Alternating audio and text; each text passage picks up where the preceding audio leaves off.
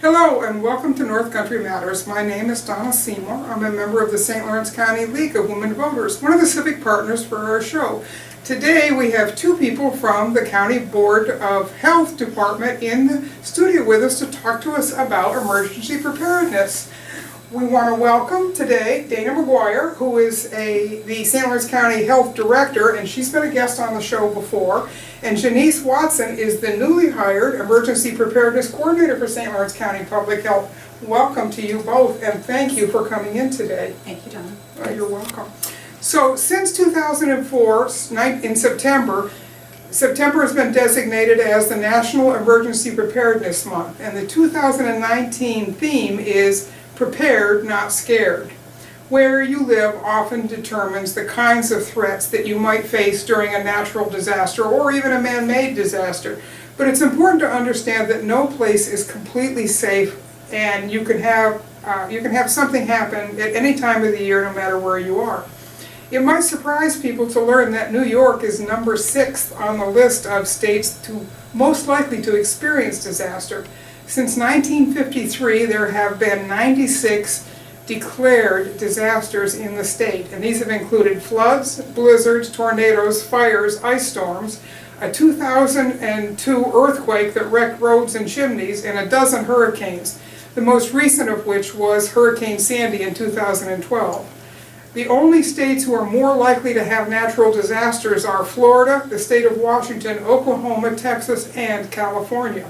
So, Dana, let's start today with a look at what emergency preparedness is and what it encompasses, please.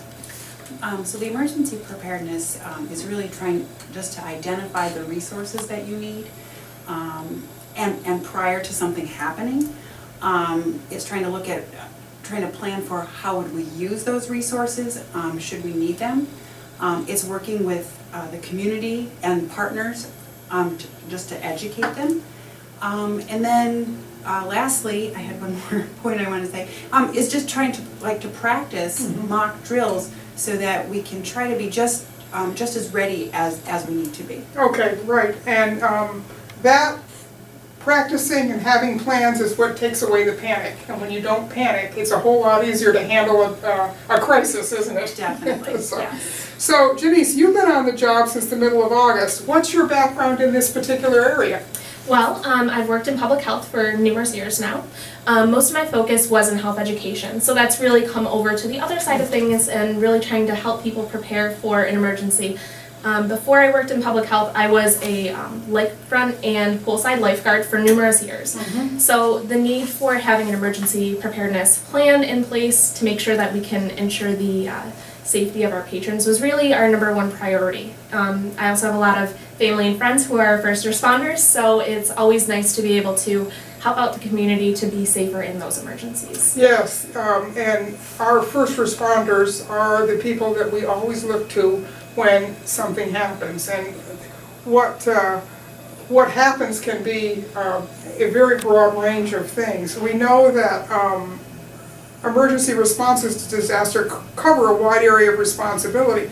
It includes local and county policing agencies, fire and rescue departments, as well as private and other agencies, public agencies that might be around. In a broad-based disaster, it can also involve state and federal resources.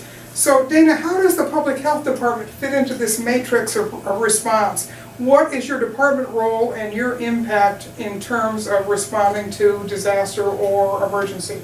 So I would say that our role is kind of twofold. So we play one role to assist the coordination of the overall response. So in St. Lawrence County, when there is an emergency that is declared, we start the Emergency Operations Center. And so we, along with the Sheriff's Office, with the Department of Highway, with the Emergency Services Department, with the County Administration, and then just any other partner that we would need, come together and work in this center, which is kind of like the overall, the control of all the activities, and really work together to get all the tasks done, and then just to communicate to the community while staying in constant contact with state and the federal agencies as well. A second role that our department plays is that we would provide treatment should it be necessary to certain populations or to the community at large. Say it could be like an antibiotic, it could be a vaccination.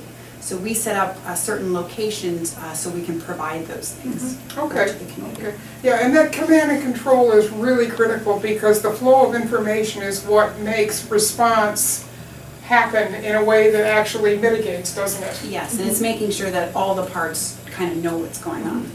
So Jenesse, would you tell us what the Department of Health does and how you plan in terms of both educating people and preparing to deliver services? Yeah, sure. So at the Public Health Department through the county, the Emergency Preparedness Program really just works to make those plans, put those plans in place for the community for numerous different emergency situations. We know that we have a lot of different emergency risks here in St. Lawrence County, but the way that we can prepare for them is actually pretty similar across the board. So we also provide tips for the public through social media and through press releases to make sure that people are individually prepared for an emergency. So things like as simple as having your own personal family emergency plan, having a shelter plan in case you need one, how to make an emergency survival kit. And then also we lead a coalition of agencies in the area to help them individually prepare for an emergency within their own agency. And then also showing them how they do play a role in our community response as well. Okay, so again, that overall planning is critical to all of that, isn't it? Right. So Dana, those of us who are North Country natives are very aware of the kinds of emergencies that winter weather can present here, but that's only one of the kinds of disasters that we should prepare for. What are some of the others that are on your radar screen in terms of thinking about things that could happen to folks who live here in the county? Well, we could have like a power outage, and that could be based just on anything. We could have like a disease outbreak. So there's things such as like the Ebola outbreak, right. Zika. There could be like measles outbreak. Now we haven't seen any of those things here in the North Country, but things like a Hep A outbreak or an H1N1, that could happen here. There could be things such as like a bioterrorism or like a radiation. Right. There could be like a nuclear or an occupational type of an accident, or it could be something as large as like a smallpox, like an attack. Right. So there's a big spectrum. Right, and one of the things that I was interested to learn as I was preparing for this show is that the North Country is actually one of the natural disasters that we are on the list for is earthquake. Yes. Although we don't actually have big earthquakes here, or at least we haven't for a very long time, but that is something that is on the sort of radar screen for us, isn't it? Yes. It's interesting because if you can go to a number of websites and they will actually put the country into regions and talk about what the risk factors in each of those regions are. So obviously winter's a big one for us. 3/4 of Americans say they're worried about natural disaster, terror attacks, or serious accidents affecting their community, but many of them also say they aren't adequately prepared for these calamities. In fact, 41% of people say they're not prepared for a natural disaster, while a slight majority of 51 say they are prepared. We know that certain parts of our population are more at risk than others, and these include the old, the young, and the poor. Recent hurricanes have really put a spotlight on the risk to the elderly, and with 20 to 25% of St. Lawrence County population classified as the seniors, Jenesse, what do you think about when you're considering the needs of vulnerable populations? So we do consider the elderly being one of our largest vulnerable populations. However, there are a lot of other populations that need to be addressed as well. So if we were to look at those other vulnerable populations, such as those who are low vision, low hearing, those who may have cultural barriers that may affect them from receiving those alerts that we're sending out, or if they have something just like a communication barrier or a sensory disorder. Things like these can really take that percentage that you gave, the 20 to 25%, and raise that to about 50 to 60% actually at large. So it's not just one community or one one group of people that we really have to single out. We have to think about our county as a whole. So if our plan doesn't work for a whole county, it's not gonna work. So a lot of this is looking at those plans that we have created in the past and updating those based on the population that we have. So making sure that it's accessible, making sure that it's manageable for all of the county, not just people who are able-bodied and people who have all of those resources to really prepare for those emergencies. Well, one of the things that we learned here 25 years ago when the ice storm hit was that anybody who was living in an all-electric house was in a lot of trouble. And those are the people, might be a senior citizen, it might be a low-income housing. Those people had to be moved into shelters, whereas people who were living in the community in more of a mixed household setting where maybe they had some electric but they also had some other kinds of backup, they were able to shelter in place. And so moving people in a disaster situation can present some real problems, can't it? Absolutely. Especially if, as in the case of the ice storm, the roads weren't very passable in many of the sections. So yeah, getting people from place to place is can be a big part of that, can't it? Right, and we're a big county, so. Oh, yes, we are. And transportation is a barrier on an everyday basis, not just on the basis of a disaster. You know, one of the things that I think about every time I happen to be sitting at a train crossing and watching a train go by and so many tank cars that you know are filled with poisons or industrial chemicals and things like that, we're very lucky that doesn't happen more often than it does and that you get some kind of a spill, because those things are, that can actually cause mass evacuations because of the type of chemical or the type of poison that is actually being transported, can't they? Definitely. Yeah, and that's something that we definitely have thought about and planned for, as well as those mass evacuation or isolation and quarantine type situations. You know, regardless of the actual emergent threat that it may pose, finding out those resources that we have to be able to, you know, respond in any emergency, given those, you know, even though it may not happen as often, we really need to make sure that we have those plans in place for if it does happen. Right, the what if game. Right, exactly. And that's not something that people often want to think about. They don't want to think about the what if, they want to think about the here and now and let's live our life and be happy. But sometimes it comes down to really preparing for those emergencies to mitigate the problem. Right. Or, you know, making sure that we can return to our normal state of, you know, continuing the operations that we have in place. And actually, that's a good segue to my next question. Disaster mitigation focuses on activities that could prevent or reduce the chance of an emergency from happening, or more broadly, reduce the damaging effects. So, Dana, New York State just recently distributed $10 million in emergency services funding to ensure that first responders would have the tools to respond quickly and efficiently. St. Lawrence County got about $193,000. Do you know how that money's being spent locally? I do. Those funds, they were received under the New York State Public Safety Answering Points Operations Grant, and they were provided to our emergency services, the department. It's a program that is administered through the Homeland Security and the Emergency Services. And they are going to be used to purchase call taking and dispatching software, and then also to upgrade and then to employ new phone and the radio systems.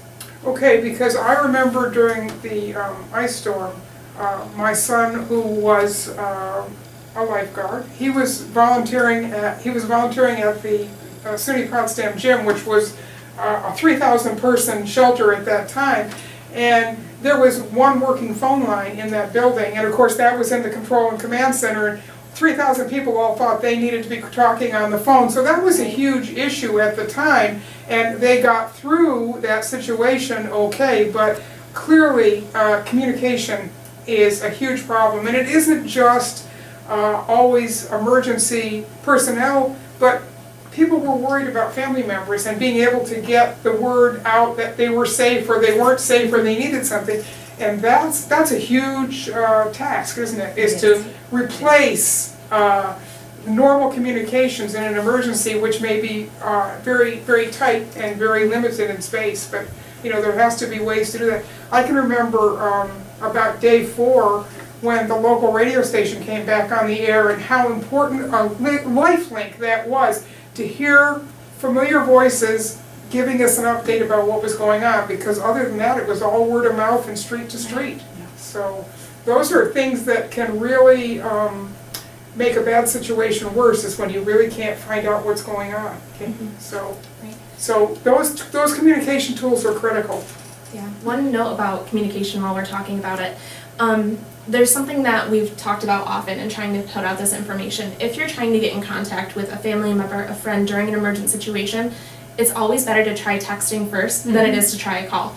The chances of a text going out because of reception is much higher than if a call doesn't go out. And when you do receive reception, if that text doesn't immediately go out, once you do get back into a reception area, it will try to send. So that's just one note that I want to talk about with communication as well. Yeah, that's a good tip, and I know the Red Cross also sets up emergency contacts, things where you can report in, and so that somebody can check with their website to say, oh gosh, yes, so-and-so is reported in, I can't talk to them, but I know they're okay, so, and those are important things. One of the things that we know is that the climate crisis has a multiplier effect on disaster, and in coming decades, climate change is going to alter the pattern of natural hazards here, especially here in the East. We've already seen it with more intense hurricanes, the last storm that moved literally a mile an hour, just swirling and picking up energy before it hit. That was an unprecedented event, and that's just the beginning of unprecedented events. Certainly disease-causing parasites and changes in the ranges for things like mosquitoes and other kinds of insects is going to have an effect on public health, isn't it? It is. So what do you plan for in terms of that as a public health department when you're thinking about the way disease vectors change and broaden their range? Well, so one thing that we always do is we're in constant contact with the state, the environmental office. So they are always providing us new updates and the surveillance for our like the waterways and for the infectious diseases that can happen through an arthropod, being a tick or a mosquito or that type of an insect. So I think maintaining that conversation, keeping those links with them are just important. You know, we never know what's going to happen, or all these new things that just could come about with these changes. So I think maintaining that so we can get the best and the most, or the most kind of like the timely information will just be important, so that we can get that out to the public. Well, I think a good example of that is the way that Lyme disease has really burgeoned in the last few years, and many people who came in contact with Lyme disease early on, the medical community didn't know what to look for, and so they weren't able to get the treatment that's actually effective. So staying on top of these oncoming threats is really important, because the medical community's got to know what to look for, don't they? Exactly. Yeah. So there you go. I took a tour of the department's website, Jenesse, and I found there's some really, really useful information there. Absolutely. Tell our viewers what they can expect to find when they go to the St. Lawrence County website, which we will have as a link in our show notes, so people will be able to find it. Okay, well, awesome. There's a couple of good tips on there to be able to access about emergency preparedness. So you'll find some things about what to keep in your home in case of an emergency, as far as keeping that survival kit that we kind of talked about a little bit earlier. There's a 10-question quiz that you can test your own preparedness in your own family to see how prepared you are for an emergency. And then there's also special considerations for older adults on there as well. Also on that webpage, there is a link to sign up to be a volunteer. It's called Serve New York. So if you're interested or you want to find out a little bit more information, you can go on there and find that. But for the most up-to-date information about the public health department, the events that we're running, and then during Preptember or September Preparedness, I have been putting out a lot of information on our Facebook page. So through social media in general, but that Facebook page has a lot of really good up-to-date information, also about upcoming rabies clinics and other events that we run in the community. Yeah, I've actually been getting some of those, and they've been very useful. And also, there was just an article today on North Country Now that was about preparation and things like that, so that's good. You know, one of the things that New York State did following Hurricane Sandy is that they created preparation kits, which were in the form of a backpack, and they held what to do in a disaster meetings all over the state, and there were several that were done here in St. Lawrence County. Are those still going on, or can people still access that information, or is that kind of something that the state isn't doing anymore? It was some emergency prep learning experiences. I remember the one I went to was at SUNY Canton in the gym, and there must have been 700 people there, all learning about, you know, what happens during a disaster and how to prepare. Yeah. I don't think the state has those going on kind of currently, but like we said, we have the resources of how to put those kits Okay. together, and we have some new initiatives coming, just how to stay safe during certain seasons, for heat, for cold, and all of those things as well. Yeah, and that's really interesting because, of course, being in the North Country, we think about long, cold winters, but really we have a lot of heat emergencies now because of mitigating climate change, don't we? And people really, it's easier to stay warm than it is to stay cool. Exactly. Yep. And so those are all interesting things. So as we start to wrap up a little bit, do you have any final thoughts for folks about emergency preparation and what they should be thinking about as we start to move into the winter months? Well, I think, you know, this area is kind of interesting because we never know what to plan for. And I think sometimes we function on the fact that we haven't had one in a while, so it kind of leaves our mind. And I think if we can all have a plan put together, just with our families and our close ones, just have a kit so that we can be ready with like the basic things that we'll need. I think that's like a good place to start. Yeah, absolutely. Just starting that discussion with your family. As soon as you open up that door for the discussion, it's going to roll out freely. So in schools, when we're in elementary school, we're often talked about, you know, what to do in a fire drill. You know, we have to go outside. This is how we get out. But when it comes down to your home, making sure that you have all these steps in place to make sure that you, your family, your pets, any elderly or small children, infants that you have in your home are going to be safe in those emergencies as well.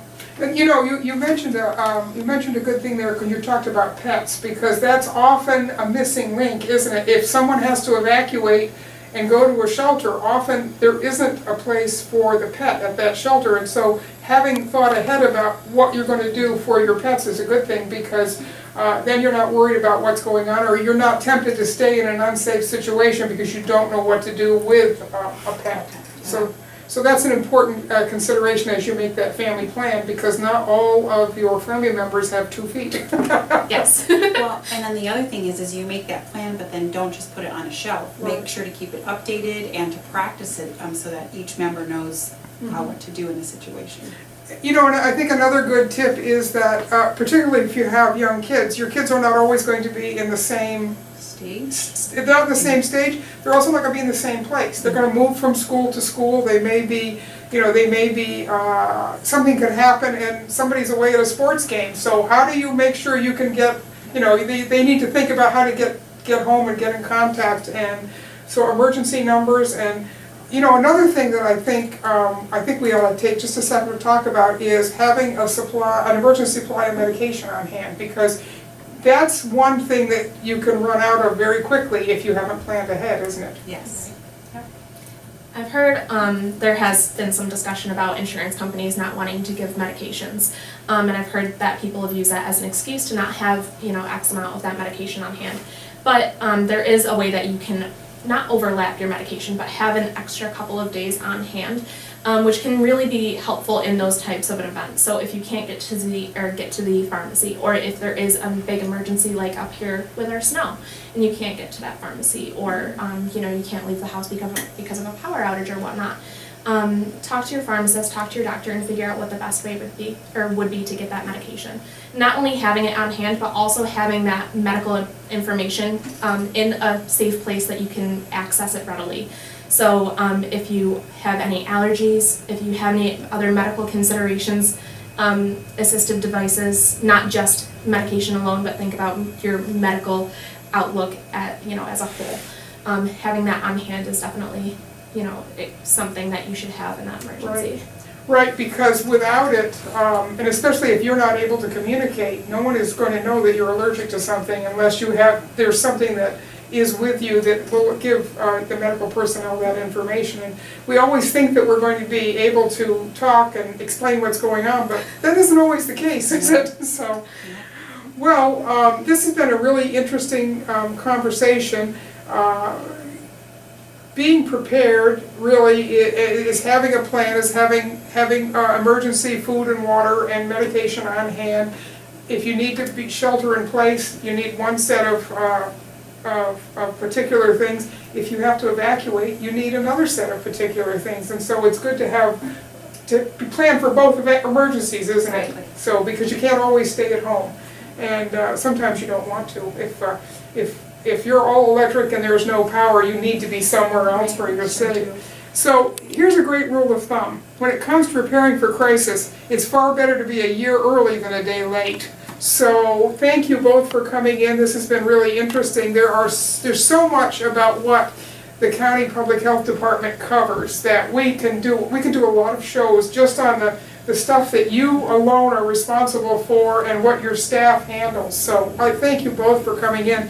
It's been a great conversation, and as always, we'll have you back. And thank you. It's nice to meet you, Jenesse, and good to have you on board for the coming winter months. Well, I know we can have bad things happen in summer, but boy, it always feels like it gets worse in winter, doesn't it? Absolutely. All right, thank you both. Our time is up. These conversations are a production of North Country Matters, which is filmed here in the Fred W. Cleveland Computer Center of the Potsdam Public Library. This show is a civic collaboration between the St. Lawrence County League of Women Voters and the Potsdam Public Library. Until next time, remember, our North Country Matters, and think about your disaster prep. Dana, thank you so much. Thank you so much. Nice to meet you. Thank you very much.